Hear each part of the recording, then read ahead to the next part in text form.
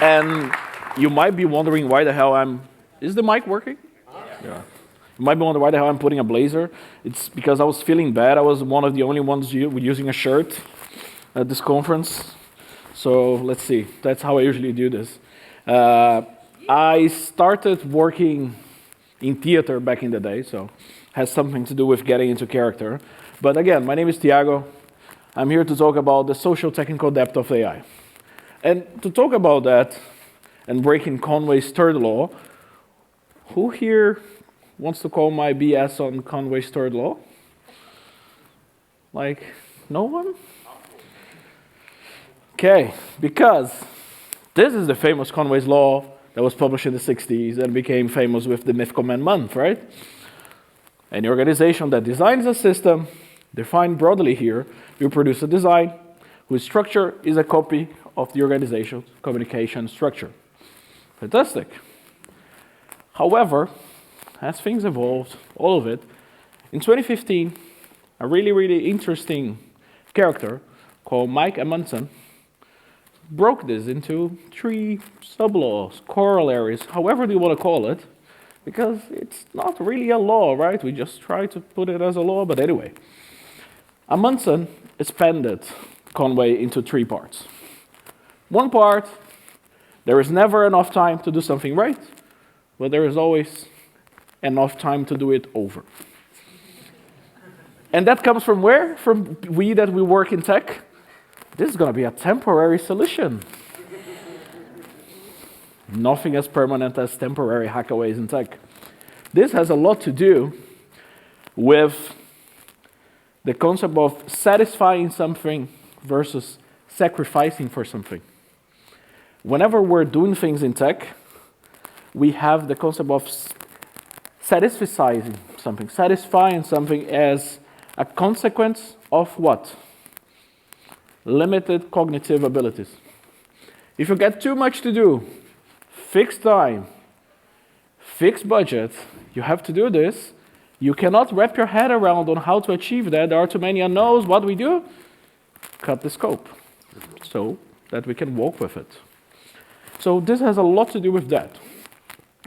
In the second one, he came with there is a homomorphism from the linear graph of a system to the linear graph of its design organization.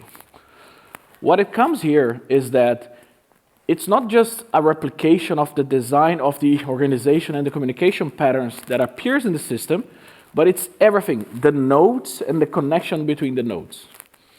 If you have a organization as here, as we have here, the system and the design organization in this case are exactly the same, the nodes and the connection points. That is the second expansion or corollary, however you want to call that Amundsen created on it. And this is the one that I think it's changing as we start to leverage Gen AI, LLMs, and all the things to do tasks in our work as knowledge workers. And the third expansion is this one. The structures of large systems tend to disintegrate during development.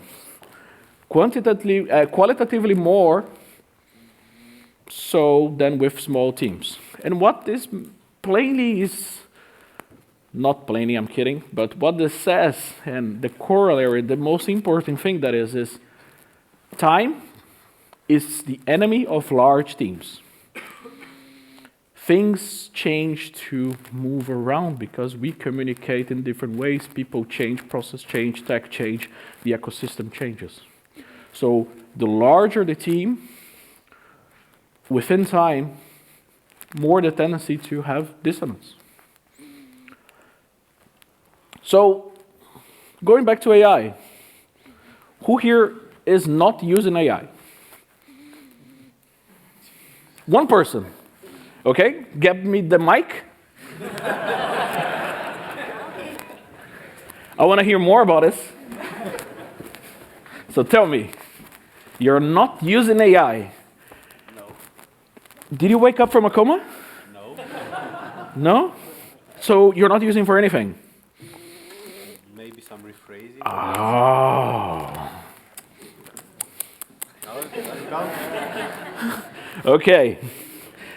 When I say that we're using AI, not necessarily for coding, but who here uses Zoom or Teams or anything, has a meeting transcription out of it, and in the end, asks to get a summary of it, asks to get, find me the most important to-do list to do after this meeting that I couldn't join.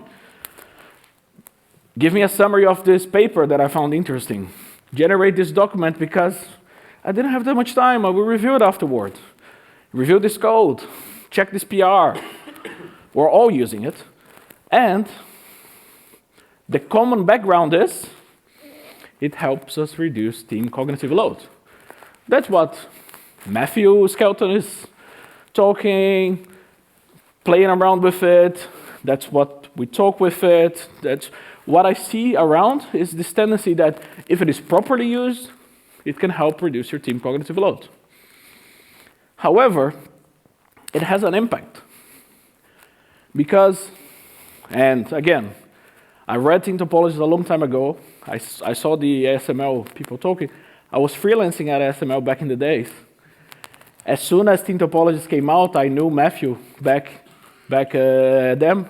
I brought a manuscript of the book to a meeting at team topologies, and everyone thought I was crazy. But the impact on cognitive load is really, really important when I'm using AI, because a lot of the tasks that we do, they go from the creation point to the verification point. You prompt something, you talk with something, you are not the main creator of that artifact. You are to your manager when you send to him or to them. However, you need to verify. So a lot of the tasks move from creation to verification. That means that the idea that people, individual contributors, were a lot of doers is changing, and we are having to do more of what it was assumed the importance of managers. We are tending to go outside from execution towards a stewardship. We're going to talk about agents now. That's the trending word. And what does that mean? You don't design the plan, you don't design the how, you just design what you want, you give some context, and you can try to guide it around. You can steward to get an outcome. However, it's like talking to a white tech bro on Reddit. Always sounds right and well-funded. Rarely is, completely. So, does it break Conway's law, in Tiago's opinion? I don't know. That's what I wanted to ask you here. Because imagine that you have a company that worked with Manuel, with João, with Suzanne, with everyone that is doing great stuff, does their consulting, helping them on it. They are implementing things fantastically well. Everything is well calibrated. Everything is in place. They have it all settled down. Things to be progressing. But someone on their Streamline team now is starting to use AI. Start to ask questions about it. Start to utilize it for coding, for summarizing, for all of it. The context that that AI system was built was trillions of documents on it. It doesn't know everything word by word, but it has a context that is unimaginable for us. So it adds more content and more context to you without you realizing. That means that you have an average opinion, a medium opinion, a probabilistic opinion of the question that you ask, of the word data set that it was trained. You can fine-tune, you can add a RAG, you can try to do as many things as you want on it. But I hope that you all agree that this is an expansion of the cognition of your team when you're talking to this. And what was one of the most important things that we saw with team topologies is too much communication is not necessarily good communication. So, I had this reasoning, and I do research at the Antwerp University as well, because I don't like to do just working with my customers and pretend that best practice come from it worked on that company. I like to do a little bit of science on it. And while I was talking about this, because I do research around enterprise architecture, yeah, you can talk to me about it and say that you don't believe in it. However, this paper came out really recently with this outcome. This conclusion, in a really good paper, really good design methodology, made by researchers at Microsoft Research, talking not good things about AI, saying it diminishes the critical thinking of users that overly rely on it. And that got me thinking, because that's what I felt in the field when I was talking to these customers that were heavily using. So I was like, okay, where does this go in? I started to see that the cognitive load was starting to be a little bit more, not diminishing necessarily, but redistributed. Because everyone was starting to talk with these systems. Everyone was starting to see things. However, fine-tune elements. The platform group, platform team people were talking to a specific LLM, helping them on coding. They were trained on thousands of Terraform scripts, all of it. However, those things have patterns, have specific utilizations. It was trained on their data or someone else's data. So they are starting to add cognition skills to their teams, adding new tasks to their teams. However, I started to see that there is a redistribution of the cognitive load. Why do we start to see this? It's because tasks are not the same. You can create an artifact. You can create a new idea. You can fetch information. You can condensate information into one thing. All of these tasks, some of them are well suited for an AI system as we know today. Some of them are not. So what I started to see, and it was on this paper, is within time, when you interact with these LLMs, with this Gen AI, with these agents, and you start to get good feedback and good input, feeling trust around the output of that. Again, feeling trust, not that necessarily that is true. You start to over-rely on it, and within time, their critical thinking gets worse. And I don't say they become Zoolanders. That's not the case, but it's like we see this tendency now to over-rely on something that doesn't give us the space to do what we do really well and different from a probabilistic model based in a lot of data. Again, what does this mean in practice? We're moving from executors to stewards of tasks. And that movement can be really good if we do a few things on it. And that's what I'm doing with a lot of customers, is helping them on this and try to help on the AI literacy part and on these things on how to move on from here. Because I found out that there is some kind of AI organizational debt that is built into this. And it's the same thing as every debt that we talk about it. Companies are doing quick fixes. For example, you are using AI for helping you in coding. You don't trust the validation of the code. You are used to do trunk-based development, recommended. But now, we need to do some pull requests in the middle, and we need to validate with some humans on it, because AI might have some errors.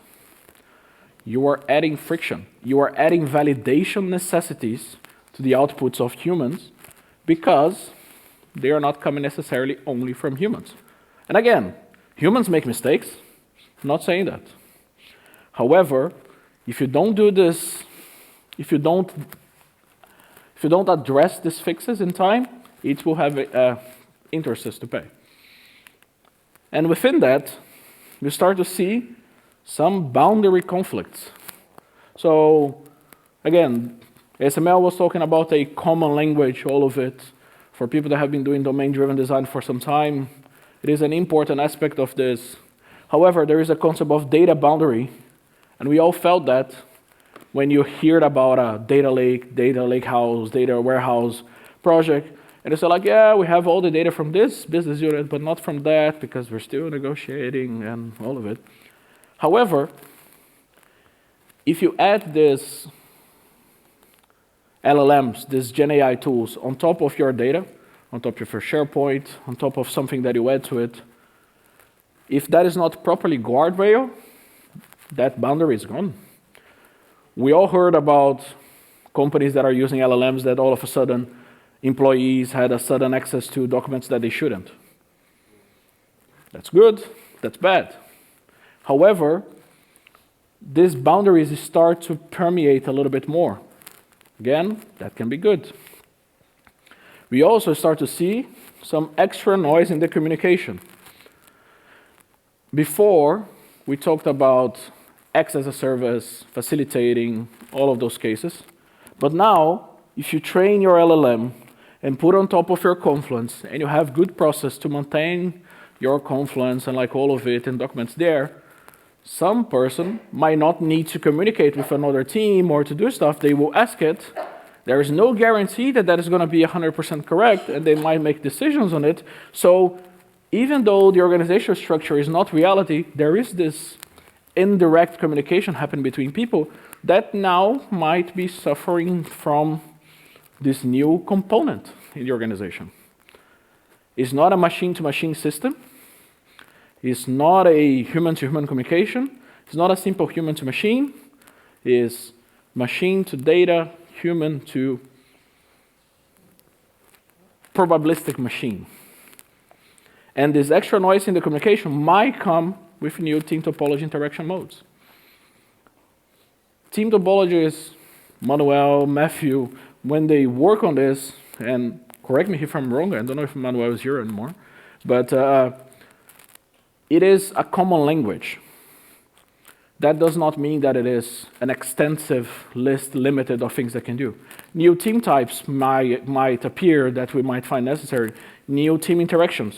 So I think that it is going to happen, and I don't know how to define now. If you know and you have an idea, want to play around with it, please ping me on it. Because we start to see now new team boundaries. When you are asking LLM that is training in a lot of data and a lot of stuff, like I'm thinking of doing this pattern on this Java match case to do this case, all of this and that, it might be trained in another team from your unit, so GDPR compliant, all of it, that has a different standard than yours, and might start adding different flavors of boundaries to you without you actually realizing. The boundaries start to become way more according to how that prompt is, how that reacts to it. These new boundaries also end up in problems that we need to sort it out. And that's what I've been calling, we need to start talking about support systems for metacognition. And what I mean about that, are you creating an artifact?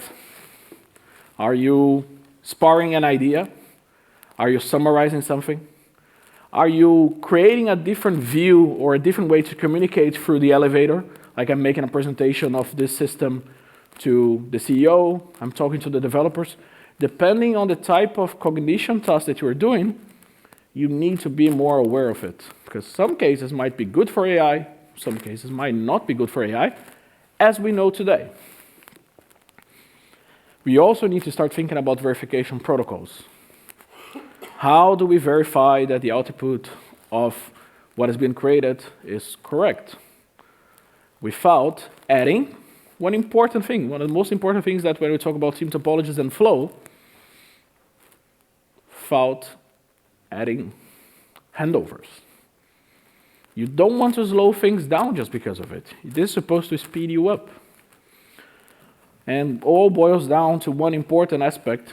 We need to talk about AI literacy. And I know this might be jumping the gun for a lot of people because we don't even pass the data literacy phase. And now we're talking about AI literacy. But yeah, it is important. Because in the end, these three types of activities and things that you have to focus on are going to be really, really important for the upcoming years. So I have some practical recommendations if you are using the systems and making it an organizational part of your system. First is map your information flow. do your value stream mapping, do your event storming, do all of that. However, one of the most important things that has been overlooked for, I think, since NoSQL databases came and all of it is information architecture and data modeling. We've overlooked this for too long. It's really important that we as an organization understand the data flow, the information flow, and where it's used. And when I say that is, it's not about creating ERD diagrams and putting into your, I don't know which tool you're using for enterprise architecture, is about communicating in a DDD way of where the things go. Do as much event storming as you can on your company whenever you feel necessary. Make things explicit. Try to put things out there, but map your information flow. The second one is verification tasks cannot be an afterthought. The same way that we have been fighting for testing features not be an afterthought. It should be considered on the story, right? On the definition of done. That's what a lot of people fight, depending on where you are. It should be done by a QA team. Like, I don't know your instance on it, but I don't think anyone disagrees with the importance of testing. However, 100% test coverage, end-to-end test, integration, smoke test, like I'm not talking about verifying every output. If you're using to, as a sparring thing to talk about something that you're going to discuss with your boss, with your colleague, I don't expect you to send the history of your prompt to someone and say like, is my line of thought okay? Like, no, that's not it. It's verification for important things. So you need to classify what kind of AI tasks are being used and which ones require verification and what types of verification are going to pop up. And you need to start doing AI literacy trainings. Like, you really need to start to show to people, because I can guarantee you the majority of the people using these tools do not understand the principles of it. And I talk about this because I see this artificial general intelligence discussions and all of it. 20 years ago, when Ian LeCun, Joshua Benju, and everyone that created the deep learning stuff was there, I was around, some other people were around, like doing study on this. Like, I studied theoretical math, that's where I come from. But we know that the transformers architecture and how things are here, it's not possible to have reasoning as humans. That will evolve, that will get into something else, but people need to understand, where does this come from? What are the limitations? What is good prompt engineering? And some aspects of it, if you're leveraging these tools.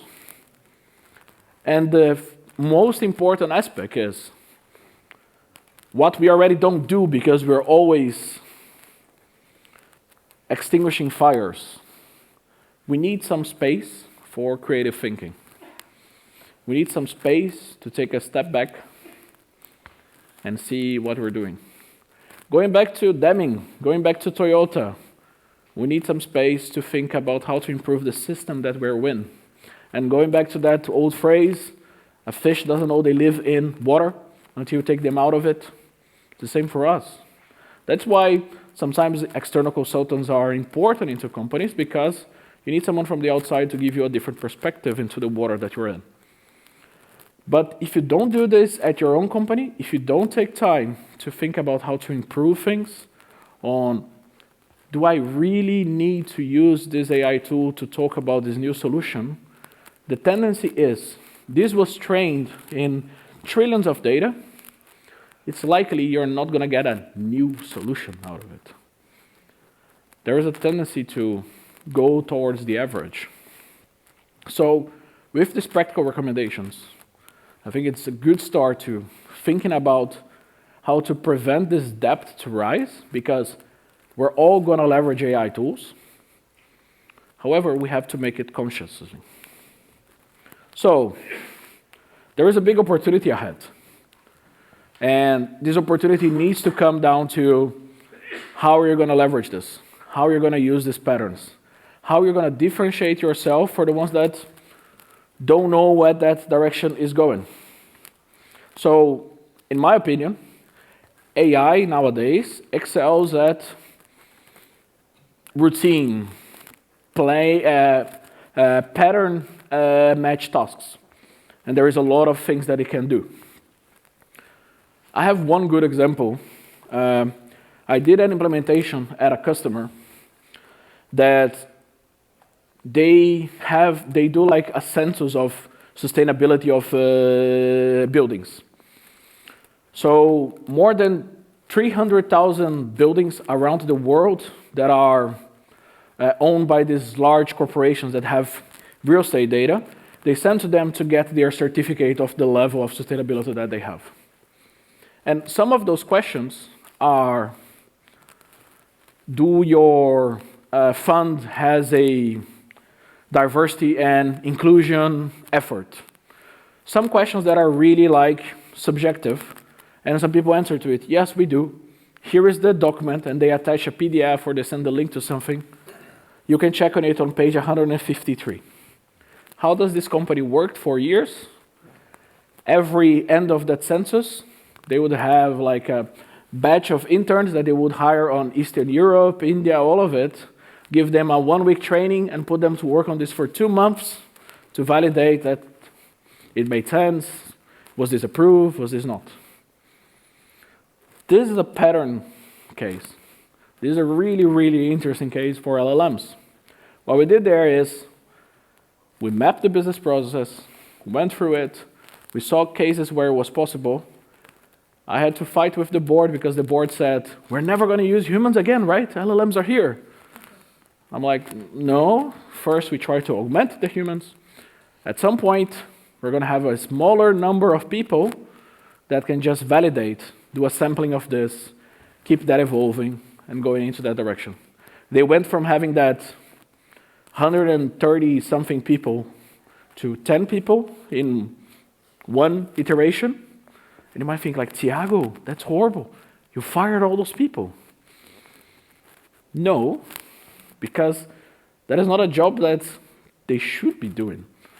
Because it's the kind of job that doesn't add that much for them in the future. And it's the kind of job that we should be looking to give space for them to think about something else. So there is an opportunity of doing this.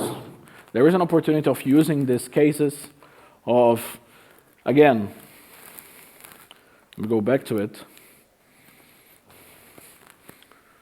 Mapping your information flow, see where things go, and see where can AI, where it excels at pattern matching, help you. Start to see what verifications do you need to have. Start to add AI literacy trainings, and give space for critical thinking. Stop extinguishing fires at all the time. And then we can move on to something that is a little bit more interesting and work on it. Because while AI creates some challenges, it can help us in other things. So when Conway's law has been guiding organizational design for some time, but after the team topologists and we as practitioners or interested people about it have been talking about the reverse maneuver and all the things related to it, we need to recognize that organizational depth due to use of AI, in my opinion, is a reality. And if we recognize this early and we try to mitigate this early, it's not going to build up to a big depth. I work with a lot of startups as well. And on those startups, I'm starting to see now startups that are progressing well that started to be built like 1.5 years ago. And nowadays, they are scaling. They found product market fit, but they have to do huge, huge refactorings of the way that they build stuff because they did a lot of vibe coding. Fantastic. It's a great point.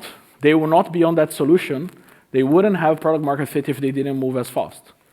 However, there is a limit, in my opinion, to establish software engineering practice, establish good things that we have done to fully trusting an output of a probabilistic thing. There is a boundary there that we need to learn.